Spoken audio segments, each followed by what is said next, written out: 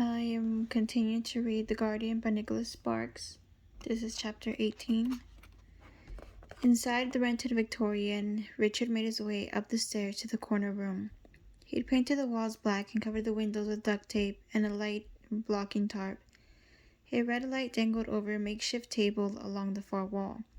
His photography equipment was in the corner. 4 different cameras, a dozen lenses, boxes of film. He turned on the lamp and angled the shade so the light could fan out better.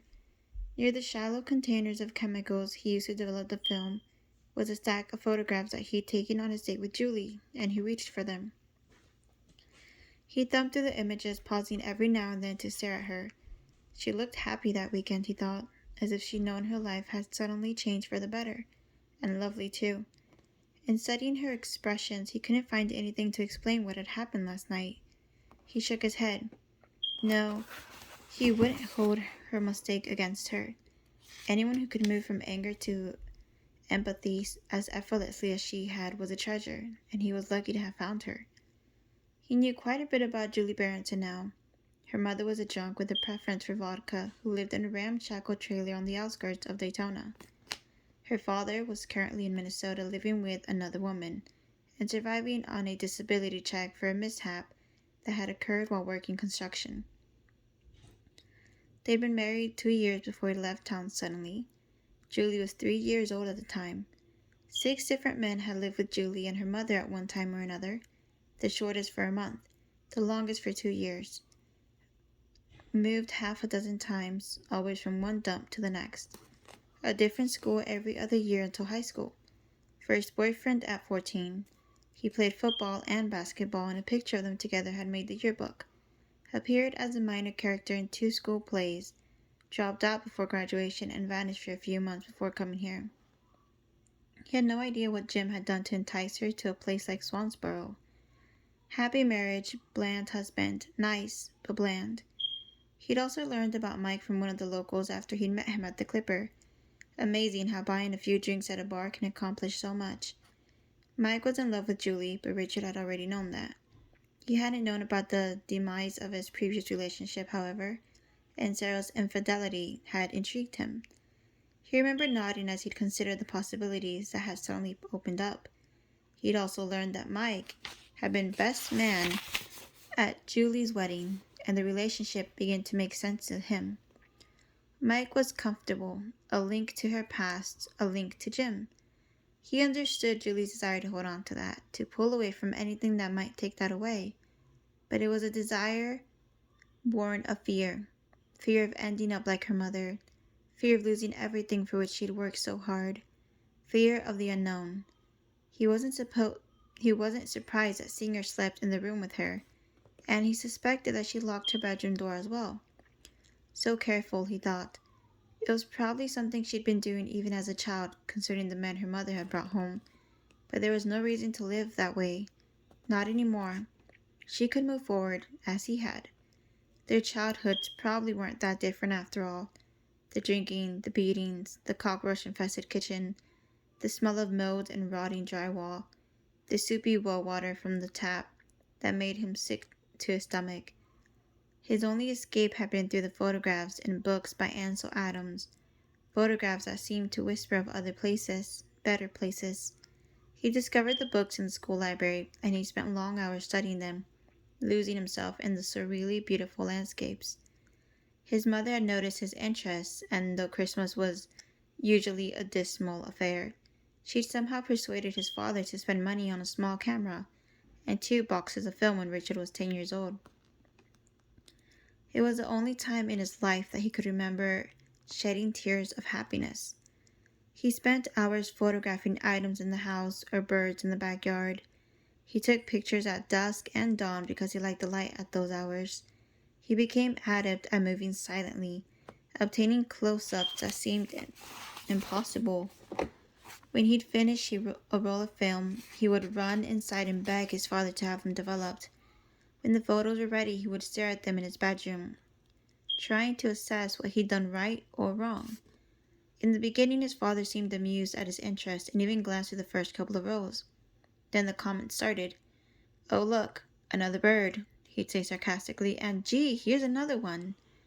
Eventually, he began to resent the money being spent on his son's new hobby. "You're just pissing it away, aren't you?" he'd snarl. But instead of suggesting that Richard do some chores around the neighborhood to pay for the developing himself, his father decided to teach him a lesson. He'd been drinking again that night, and both Richard and his mother were trying to stay out of his way, doing their best not to be noticed. As Richard sat in the kitchen, he could hear his father ranting as he watched a football game on television. He'd bet on his favorite team, the Patriots, but had lost, and Richard heard his father's anger as he pounded down the hall. A moment later, his father walked into the kitchen with the camera, and he set it on the table. In his other hand was a hammer. After making sure he had his son's attention, he smashed the camera with a single swing. "I work all week to make a living, and all you want to do is piss it away.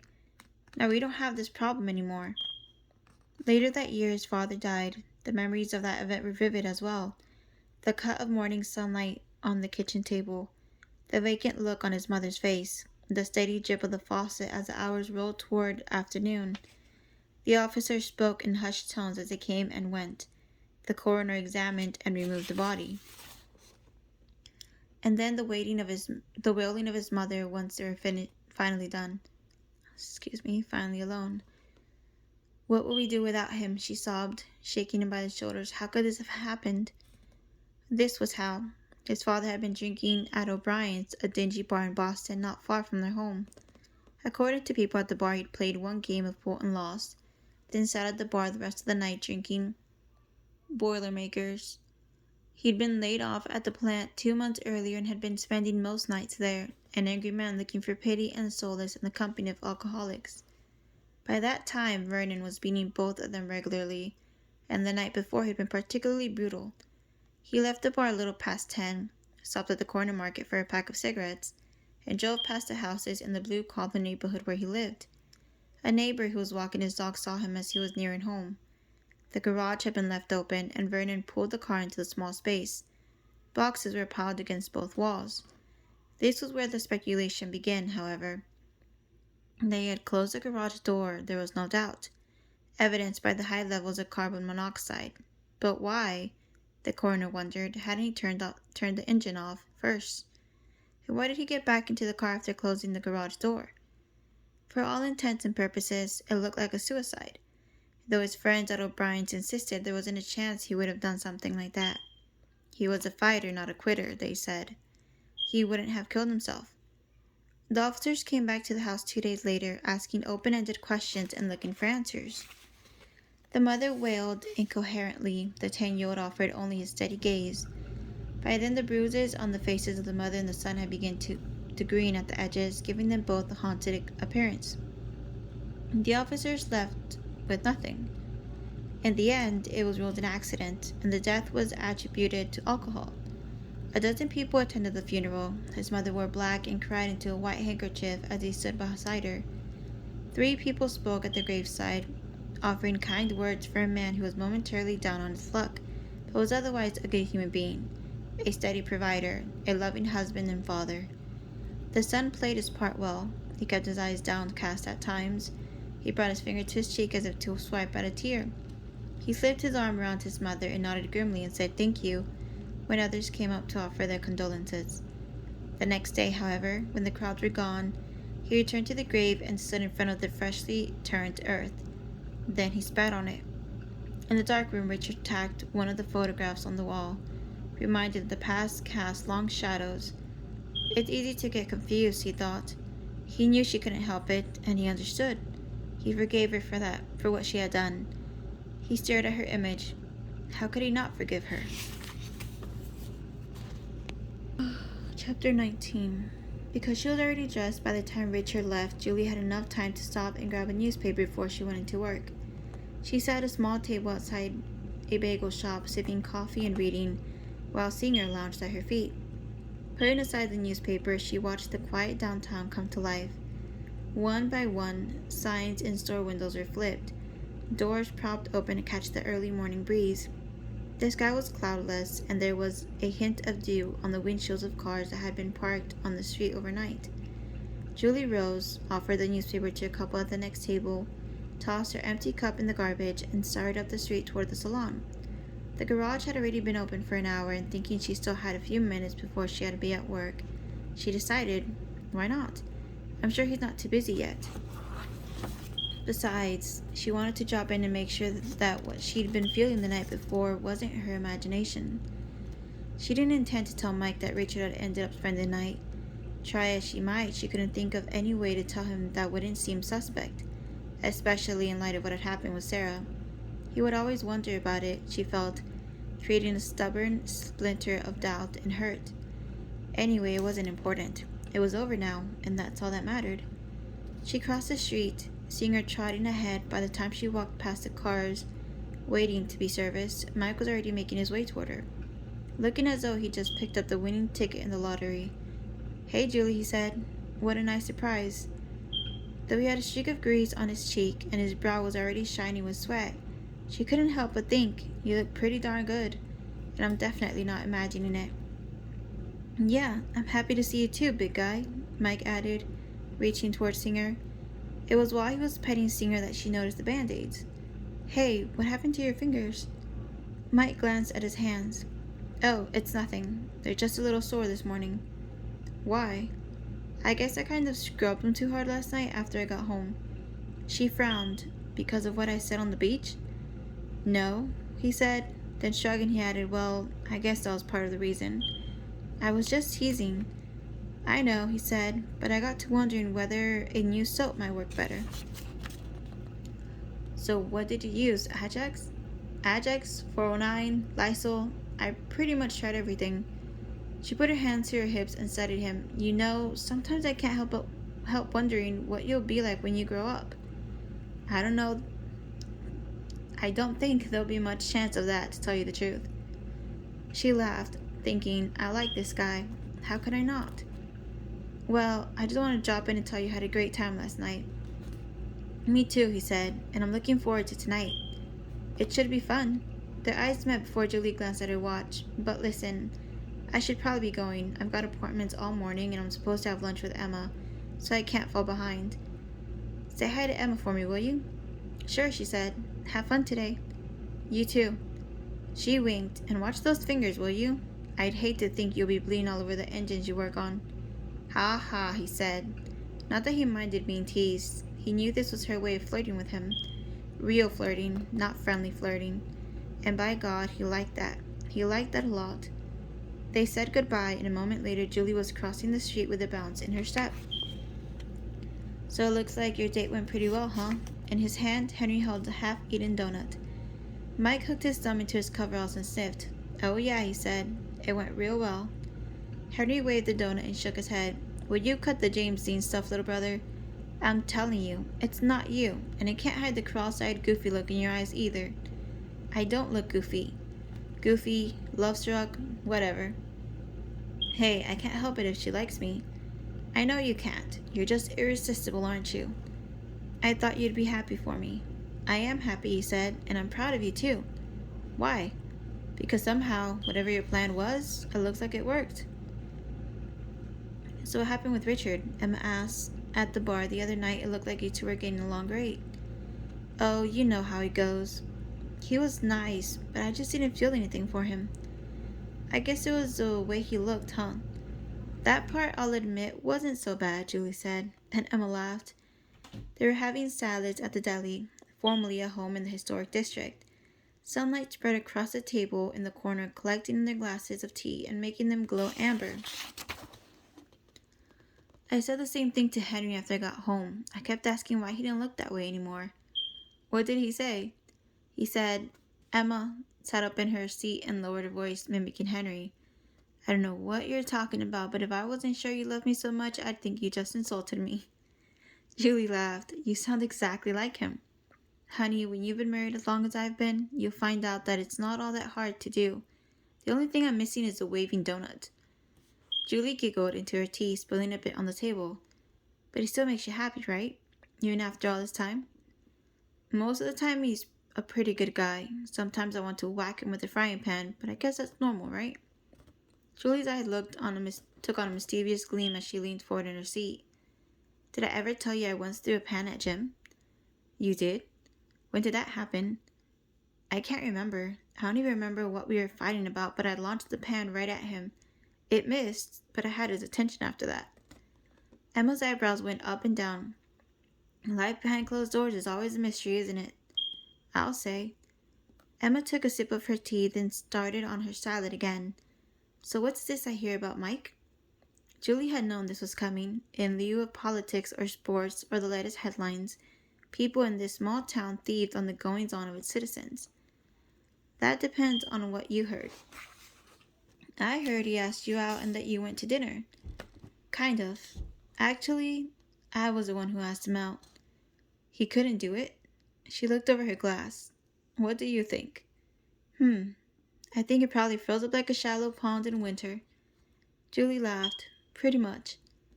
So how was it? What did he do? Julie recounted their date, and when she was finished, Emma leaned back in her seat. Sounds like it went well. It did. She studied Julie's face for a moment. And what about, did you think about... She trailed off, and Julie finished for her. Jim? Emma nodded, and Julie considered it. Not as much as I thought I would, she said, and it didn't really bother me at all by the end. Mike and I, we just get along so well. He makes me laugh, he makes me feel good about myself. It's been a long time since I felt that way. You sound surprised. I was. To be honest, I wasn't sure how it would go. Emma's face softened. That's not surprising. You and Jim are really something. We used to joke about the way you stared at each other when we went out. Yeah, we were something, she said, a touch of wistfulness entering her voice. Emma paused. How did Mike seem? Fine, I guess. He was pretty nervous, to tell you the truth, but I don't think it had much to do with Jim. I think it had more to do with the date itself. Oh gee, really? Julie smiled. Really, but I had a good time. So, do you like him? Of course I like him. No, I mean, do you like him?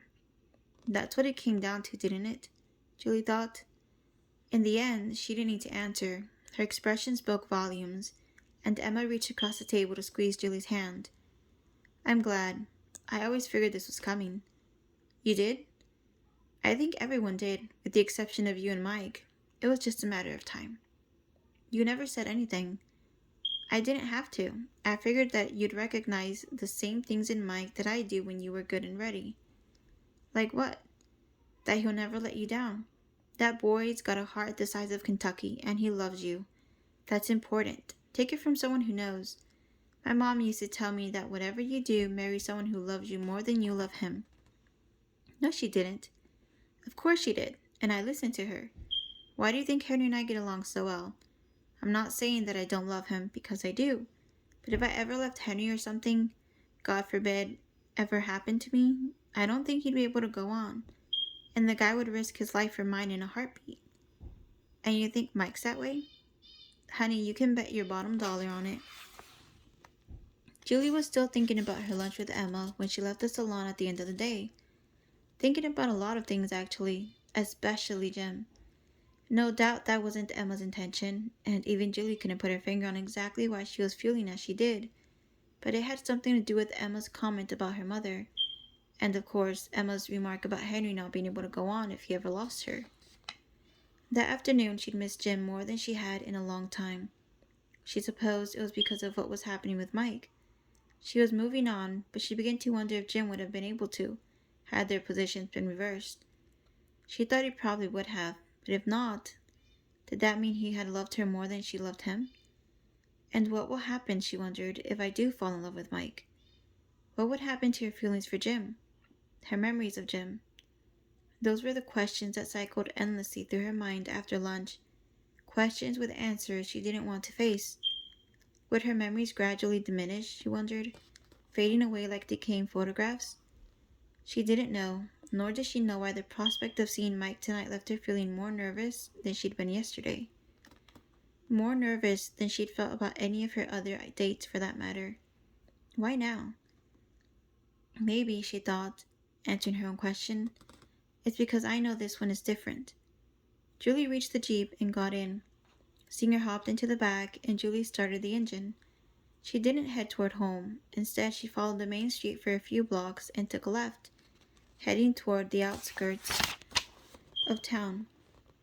A few minutes later, after another turn, she reached Brookview Cemetery. Jim's headstone was a short walk away, just over the rise and off the main path, in the shade of a hickory tree. Julie made her way up the path. When she got close, Singer stopped, refusing to follow any further. He never had. In the beginning, she wasn't sure why Singer always stayed back, but over time she came to think that somehow he knew she wanted to be alone here. She reached the gravesite and stood over it, not knowing what she would feel today. She took a deep breath, waiting for the tears to come, but they didn't. Nor did she feel the heaviness she always had in the past. She pictured Jim in her mind, recalling the happy times, and though a faint feeling of sadness and loss came with the memories, it was like hearing a clock tower chime in the distance, echoing softly before finally fading away. In its place, there was a numbness. She wasn't sure what it meant until she saw the winged angel etched above his name, the one that always reminded her of the letter that had come with Singer.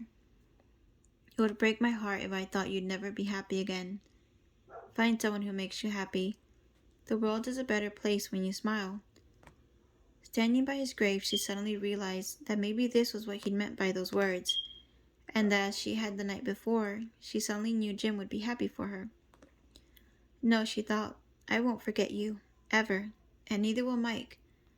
That's what makes him different, too. She stayed until the mosquitoes began to circle. One landed on her arm and she slapped it away.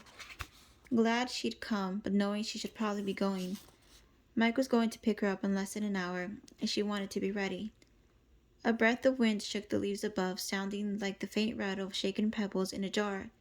After a moment, it stopped, as if someone had muted the sound. But then it wasn't quiet anymore. From the road, she heard a passing car, the sound of the engine rising and falling before disappearing. A child's voice carried from the distant houses. There was a faint brushing sound, something scraping the bark of a nearby tree. A cardinal broke from the branches, and glancing over her shoulder, Julie saw Singer swivel his head, his ears twitching. He remained rooted in place, however, and Julie saw nothing. She frowned slightly and crossed her arms. Turning from the headstone, she tucked her head down and began walking toward the car, goose pimples lifting the hairs on her arms. Chapter 20. Mike appeared right on time, and Julie stepped out, closing the door behind her before Singer had the chance to get out. Noticing that he was wearing a jacket and slacks, she smiled. Wow, she said, that's 2 nights in a row that you're looking pretty spiffy. This is going to take a little while to get used to. Julie could have been talking about herself, like the night before. Tonight she was wearing a sundress that accentuated her figure. Small gold hoops dangled from each ear, and Mike caught the slightest trace of perfume. Too much, he asked. Not at all, she reassured him. She touched his lapel. I like it. I like this. Isn't you? No, I've had it for a while. I just don't wear it that much. You should, she said. It looks good on you. Oh.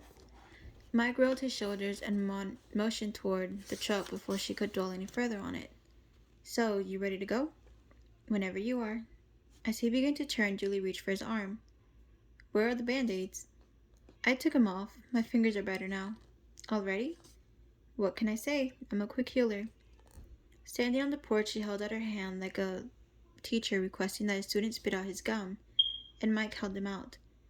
They still look red to me. She paused before looking up with a curious expression. How hard did you scrub? It looks like a couple of them were bleeding. It stopped, he said. Goodness, she said, if I had known what you'd do, I wouldn't have said anything. But I think I've got something that'll make them feel better. Like what? Julie held his eyes as she raised his hand to her mouth and kissed his fingertips. There, how's that? She asked, smiling.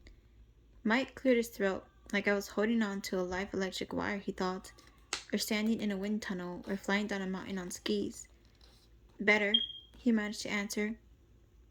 They ate dinner at the Landing, a waterfront restaurant in downtown Belfort. As on the night before, they opted to sit at a table on the patio, from which they could watch the boats pulling into and out of their slips. On the planked boardwalk, couples and families passed by holding ice cream cones or bags full of tourist mementos. Julie put her napkin in her lap and leaned forward. "Good choice, Mike," she said. "I love this place." "I'm glad," he said, relieved. "I like it too, but I usually come for lunch. I haven't had dinner here in a while. I feel funny coming by myself for dinner." "You could always come with Henry." "I could," he said, nodding. "Or not." "You don't like going out with Henry?" "I spend all day with him. It would be like going out with Mabel." "I like going out with Mabel." "Mabel doesn't insult you." Julie laughed, and Mike put his napkin in his lap. Julie appeared relaxed and radiant to him, completely at ease in her surroundings. "How'd your lunch go with Emma?" he asked. "Oh, it was fun. She's easy to talk to." "Like me?" "No, not like you. You're easy too, but in a different way. I can talk to her about things that we don't." "Like me," he said again. She gave him a sly wink. "Of course. What good is going out with somebody if you can't tell people about it?" "What did you say? Good stuff, I hope." "Don't worry, it was all good." Mike smiled as he reached for the menu. "So would you like to start with a bottle of wine? Perhaps a Chardonnay?" "I was thinking the Kendall Jackson might be nice. It's not too heavy, and I think the oak flavor is just about right." "Wow," she said. "I'm impressed. I didn't realize you knew so much about wine." "I am a man of many talents," he admitted, and Julie laughed as she picked up her menu. They lingered over wine and dinner, talking and laughing, barely noticing the waiters scurrying about the table, collecting their plates. By the time they were ready to go, the sky was full of stars. The boardwalk was still bustling, but the crowd was younger now. People in their 20s and 30s leaned against the railings that overlooked the water and milled around the bars. A few steps down the boardwalk, there were two patio restaurants, and in each, an entertainer was setting up his equipment and making the final adjustments to his guitar. More boats had arrived than the slips could hold, and in the spirit of Friday night, the late arrivals tied up to the boat nearest to them until a few dozen of varying shapes and sizes were clustered together like a floating shanty town. Beers and cigarettes were exchanged freely, boats rocking as people used them like bobbing sidewalks, and strangers were forced to become chummy with people they'd probably never see again, all in the name of having a good time. As they left the restaurant, Mike offered his hand. Julie took it, and as they began to stroll the boardwalk, their shoes clicking against the wood like the clip-clop of tethered carriage horses, Mike felt the warmth of her hand radiate up his arm, right toward the center of his chest.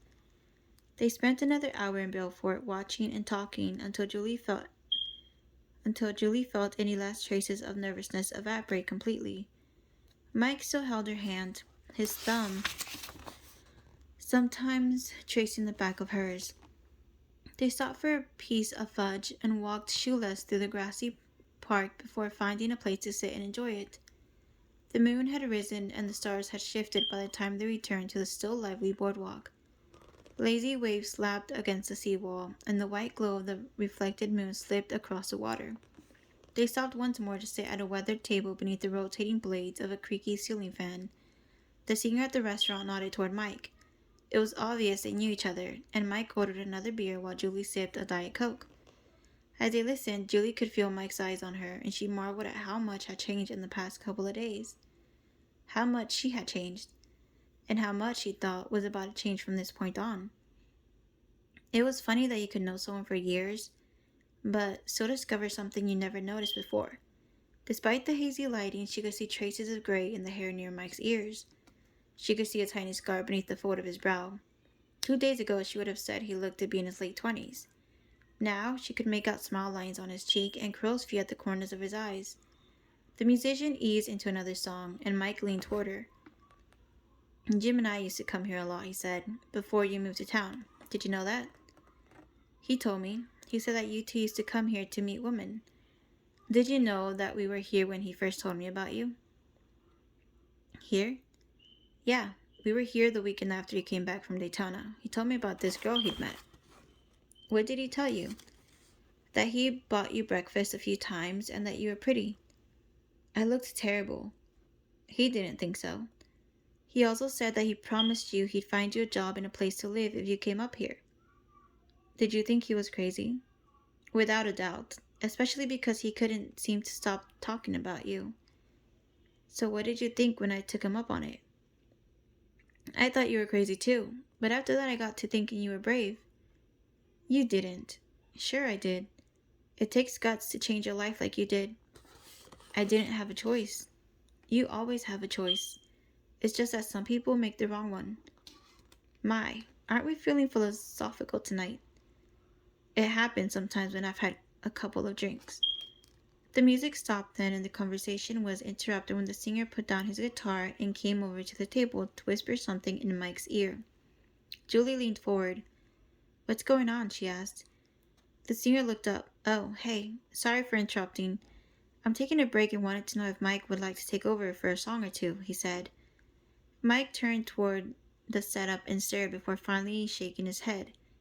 I would, but I'm on a date, he said. Oh, go ahead, Julie urged. I'll be fine. You sure you wouldn't mind?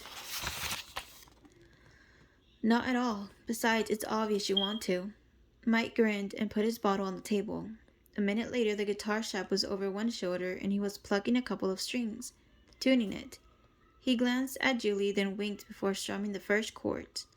It took only a moment before everyone recognized the song. First they clapped and hooted, a couple of people whistled, and then, to Julie's surprise, people began to wave their beers in time as they sang along. He'd chosen a crowd pleaser on boozy nights, that perennial jukebox favorite, American Pie. His voice, she observed, was typically out of tune, but tonight with this crowd it didn't matter. They sang and swayed along in time, Julie included. When Mike finished, he put down the guitar to a nice round of applause and started back toward the table, offering those who patted him on the back an "it was no big deal" expression. Julie watched him with a mixture of newfound admiration and pleasure. Mike, she thought, had just made a really nice night even better. A little later, when they were leaving, the bartender told them that their bill had already been taken care of. One of your fans, I guess, he said. During the ride home, Julie felt pleasantly surprised at how much fun the evening had been. Mike walked her to the door, and when she turned to face him, she could see in his face that he was thinking about kissing her. But after what had happened the night before, he was unsure how to go about it. Julie looked up at him, giving him the official "go ahead," but instead of moving closer, Mike missed her signal. Listen, I had a great time tonight. Would you like to come in for a few minutes? Julie said, cutting him off. There might be an old movie on that we can watch for a little while. Are you sure it's not too late? Not for me, but if you'd rather head on. No, I'd love to come in. She unlocked the door and let him in. Senior had been waiting at the door and greeted them both before he headed outside. He pointed his nose in the air and barked once, then lowered his head to sniff the yard as if satisfied there were no critters in need of a good chase. A minute later, he'd vanished into the shadows of the trees. Inside, Mike took off his jacket and slung it over the recliner as Julie went to the kitchen and brought back 2 glasses of water. Mike was still standing and she motioned toward the couch. They sat, close but not touching, as Julie picked up the remote and started flicking through the channels. Though they didn't find the movie worth watching, they did find an old episode of I Love Lucy, and they laughed through that. That was followed by the Dick Van Dyke Show. By the time the show ended, Singer had returned to the front door and barked again. At the same time, Julie yawned. I guess it's about time for me to go, Mike said, as he stood from the couch. Looks like you're getting tired. She nodded. Let me walk you out. At the door, Mike turned the handle and pulled. Singer pushed past him on his way to the living room as if he too knew it was time to go to bed. As she watched Mike struggle into his sport coat in the open doorway, Julie flashed to the fact that he had been her friend for years, and that moving forward possibly meant the end of all that. Was it worth the risk? She wondered. She wasn't sure. And would kissing Mike be a lot like kissing her brother? If she had one, that is. She didn't know that either. But like a gambler at a slot machine, hoping the next spin would change her life for the better, she closed in before she lost her nerve. Taking his hand, she pulled him toward her near enough to feel his body against her. She looked up at him, tilting her head slightly as she leaned in. Mike, recognizing what was happening but still having trouble believing it, tilted his head and closed his eyes, their faces drawing near. On the porch, moths were fluttering around the light, bouncing against it as if trying to break through the glass. An owl called from the nearby trees. Mike, however, heard nothing at all. Lost in her breath-like touch, he knew only one thing for sure. In the instant their lips first met, there was a flicker of something almost electrical that made him believe the feeling would last forever. That was nice, Julie thought. Actually, even better than she thought it would be. And it was definitely not like kissing her brother. She was still thinking about it after she'd heard him crank the engine of his truck and disappear down the street. She was smiling and had reached to turn off the lamp when she caught a glimpse of Singer. He was staring at her, his head angled and ears up as if asking, "Did I just see what I thought I saw?" "What?" she said. "We kissed." She collected the glasses from the table, still feeling Singer's eyes on her. For some reason, it felt almost as if she were a teenager who'd been caught by a parent. "It's not like you've never seen me kiss someone before," she continued. Singer kept staring. "It's no big deal," she said, heading toward the kitchen. She put the glasses in the dishwasher and turned on the light above the faucet. When she turned, a shadow loomed and she jumped back before she recognized what it was. Singer had entered the kitchen. He was sitting next to the counter looking at her with the same expression. Julie put her hands on her hips. "Would you stop staring at me like this? And quit following me around. You scared me." With that, Singer finally glanced away. That's better, she thought. She picked up a rinse rag, ran the tap over it, and started wiping the counter before deciding to leave the kitchen until tomorrow. Instead, she tossed the rag in the sink and headed back to the bedroom, her mind already replaying the scenes from the evening. She felt herself blush a little. All in all, she decided Mike was a very good kisser. Lost in thought, she barely registered the sweep of headlights as the car rolled down her normally quiet street, slowing as it passed her house. "You awake?" Julie asked into the receiver the following morning. Mike struggled with the sheet and sat up in bed as he recognized her voice. "I am now." "So, come on, the day's a wasting," she said. "Up and at 'em, Private." Mike rubbed his eyes, thinking that she sounded as if she'd been up for hours. "What are you talking about?" "The weekend. What do you have planned?" "Nothing. Why?" "Well, get up and get dressed. I was thinking we might head to the beach together. It's supposed to be a great day. I figured we could bring Singer and let him run around a while. Does that sound good to you?" They spent the day walking barefoot through the white sand, throwing a frisbee for Singer and sitting on towels as they watched foam curl atop the waves. They grabbed a pizza for lunch, stayed until the sky was purple with early dusk, and had dinner together as well. From there they went to a movie. Mike let Julie choose a film and didn't complain when he realized that it was a chick flick. And when Julie had tears in her eyes halfway through and snuggled closer to him for the remaining hour, it more than canceled out the scathing critical review he was preparing in his mind. It was late by the time they made it back to her place, and again they kissed on the porch. It lasted a little longer this time. For Julie, that made it better. For Mike, being any better was neither possible nor necessary. They spent Sunday at Julie's house. Mike mowed the lawn, trimmed the hedges, and helped her plant impatiens in the flower box. From there, he moved inside and began fixing those little things that tended to go undone in an older house, replacing the nails that had popped through a couple of boards in the hardwood floor, unsticking the locks, hanging the new light fixture she'd purchased for her bathroom months ago. Julie watched him as he worked, noticing once again how good he looked in his jeans and how he was most confident when he was doing those types of things. When she kissed him once in the midst of hammering, the expression on his face told her exactly how he felt about her, and she realized that what had once been uncomfortable was now the response she craved. When he left, she went inside and closed her eyes, leaning against the inside of the door. Wow, she thought, feeling exactly the way Mike had felt 2 nights before. And I will stop at 21.